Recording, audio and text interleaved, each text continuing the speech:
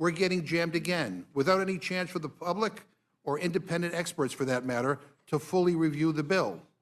And let me make a prediction. If this ugly bill passes, it's going to get a lot uglier when people realize what's in it.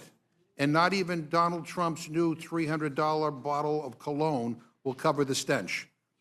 This bill will hurt people in every congressional district in this country. And Republicans are racing to get it passed before the American people can figure out what's in it. There's no real deadline. That we're working against, none. July 4th is just an arbitrary marker that Trump made up. He wants a victory lap on Friday, just weeks after throwing himself a military birthday parade, complete with tanks rolling down Constitution Avenue, one that cost taxpayers tens of millions of dollars. He now wants to have a 4th of July signing ceremony at the White House for this dumpster fire of a bill. We're rushing, not because the country demands it, but because he wants to throw himself yet another party. This isn't policy, it's ego management. So why not slow down? Why not actually do the work? Why not fix the problems instead of pretending that we're in the middle of some 5-alarm emergency?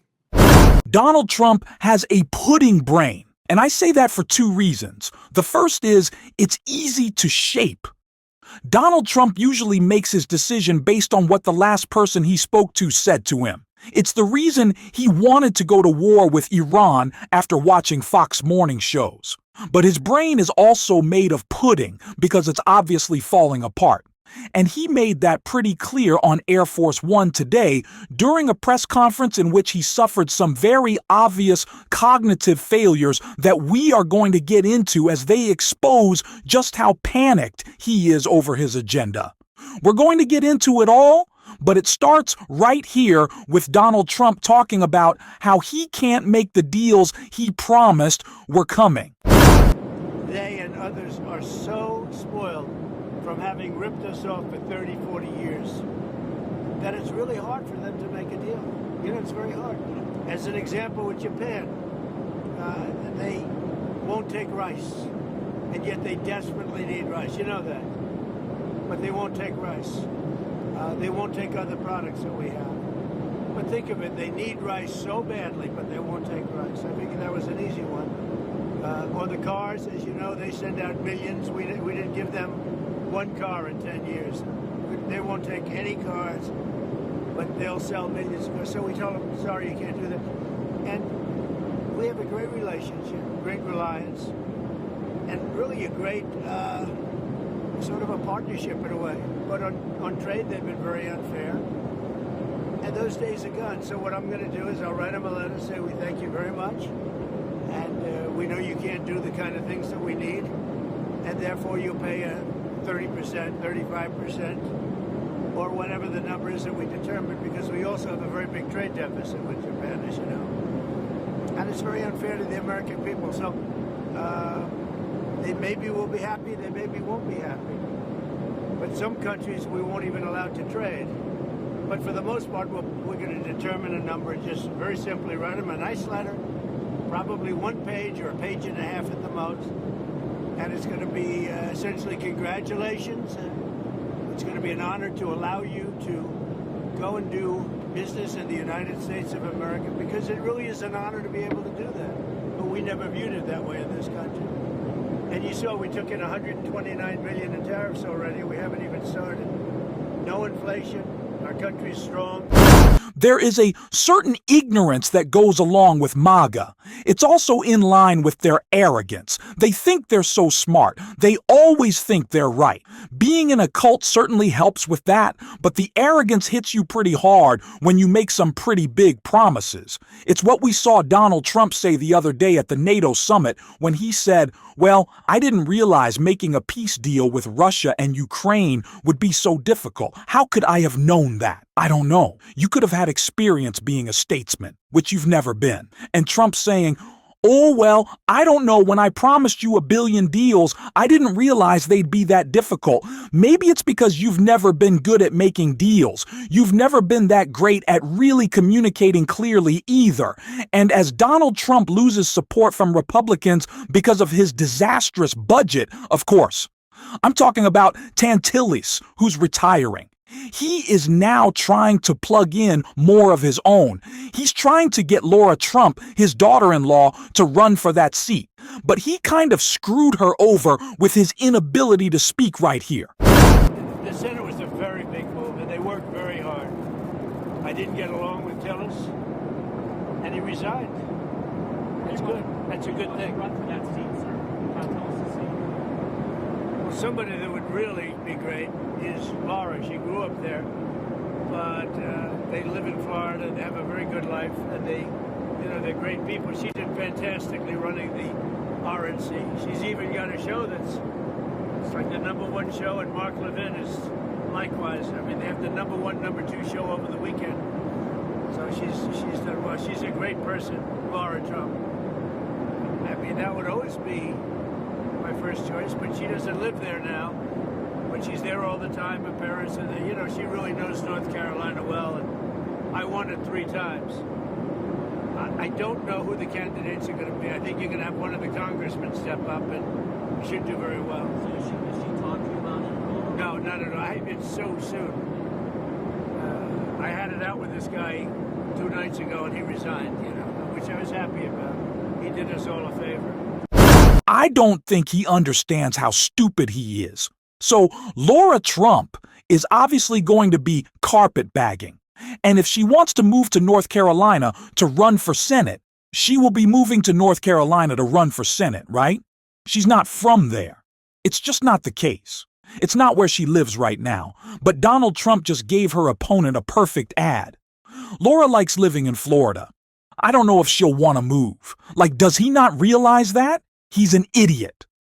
He's just an idiot. There's no other way to explain it. And he clearly thinks a little differently about his own IQ as he was ranting about Thomas Massie.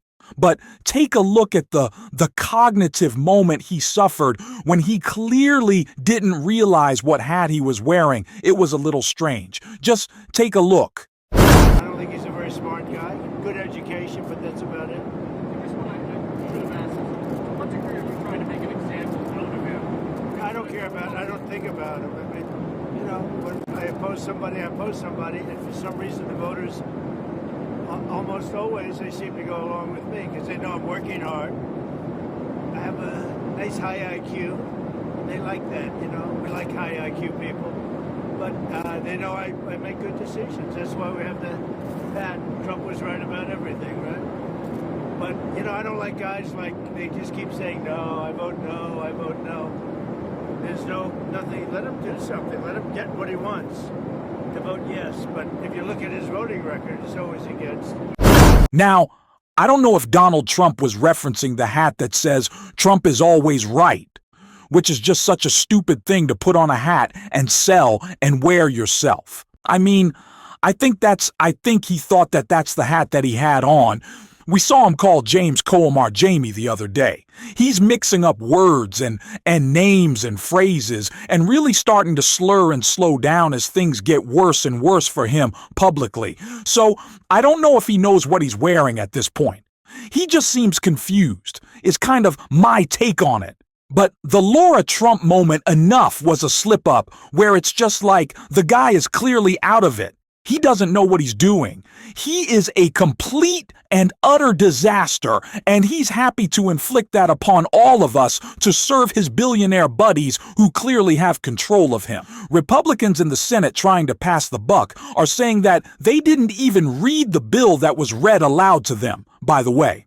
And I'm sure Donald Trump doesn't care about this agenda as long as his buddies are happy, but Democrats surely do. And one who did a great job calling it out was Jim McGovern. That was right here. I mean, Vice President Vance just had to break a tie in the Senate. Many of the Republicans who voted for this bill acknowledge that that in its current form, it is seriously flawed. And listen to this quote from Senator Murkowski, who just caved and voted for this bill. And you got to love this. She said, quote, "My hope is that the House is going to look at this and recognize that we're not there yet," end quote. I mean, my question to her is, if you really believe that, then why the hell did you vote for this bill? It doesn't make any sense. It's a dereliction of your duty as a United States Senator and as a representative for the people in Alaska. I mean, when was the last time this current House of Representatives has fixed or solved anything? I mean, where have you been, Senator Murkowski? This Republican House is dysfunction on steroids. And let me say to my Republican friends, I understand that the Senate just jammed you, but you don't have to be complicit. I get it. I know the Republican leadership and Trump don't want scrutiny. They don't want the American people to understand what's really happening here. This bill is a middle finger to millions of Americans. It isn't just a bad bill, it is the most dangerous piece of legislation in modern history.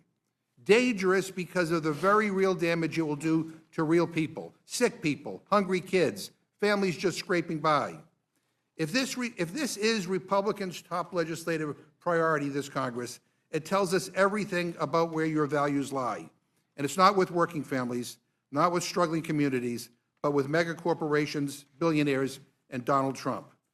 Madam Chair, I know that once I'm done, you will say, as you did at the beginning, that I'm fear-mongering, that Democrats, nonpartisan scorekeepers, analysts, experts in industry, doctors, children's hospitals, food banks, utilities, organized labor, and journalists, all what they say about this bill, every legitimate critique that we have heard about this bill, you will say that it is hyperbole. But just because you say that, it doesn't make it so. Facts still do matter, and the facts say that this bill is terrible. Now, we know Republicans are about to gut Medicaid and cut Medicare. That's a fact. That's not an opinion. This bill rips health coverage away from roughly 17 million people. Of those, 11.8 million will lose health care due to the Medicaid and Affordable Care Act cuts. Another 5 million will lose their health care because Republicans are allowing premium assistance to expire for those who qualify for help with paying for health insurance on the ACA exchanges. Now, that's not my opinion. That's the conclusion of the CBO and every single other credible budget expert across the country. The Joint Committee on Taxation, Penn-Wharton Budget Model, Yale Budget Lab, Tax Policy Center, and even right-leaning organizations like the Tax Foundation and researchers at the American Enterprise Institute. This bill will devastate rural hospitals, shut down nursing homes, hammer community health centers. It will punish people we ought to protect, the elderly, the disabled, low-income kids, and working families just trying to survive. It will end nutrition assistance for millions. We are the richest country on earth, and you will be taking away food from our own children. Why? To shovel tax breaks to billionaires and corporate executives? I mean, give me a break. This bill will kill thousands of clean energy jobs and raise Americans' energy rates while rewarding big oil with billions in subsidies. Because Republicans think welfare is okay if you're ExxonMobil, but not if you're a family struggling to pay your skyrocketing power bill, or a grandma who stays in assisted living, or our parents struggling to put food on the table. It gives $150 billion more to the Pentagon, not for peace or security, but to line the pockets of defense contractors. This is on top of record levels of defense spending that we already provide the Pentagon in our annual spending bills. The more people hear about Donald Trump's budget, the more they hate it. If Democrats don't spend all of our time talking about the betrayal that this bill has been and will be, is just a complete failure. We need to drive this home all the time. I have seen nonstop headlines from the corporate media lauding Jeff Bezos' wedding. Oh, they spent $50 million. Look at all the rich people on their boats. First of all, they look stupid. Thanks for watching this video, and if you stuck around to the end, drop a blue heart in the comments. And until next time, I'll see you soon.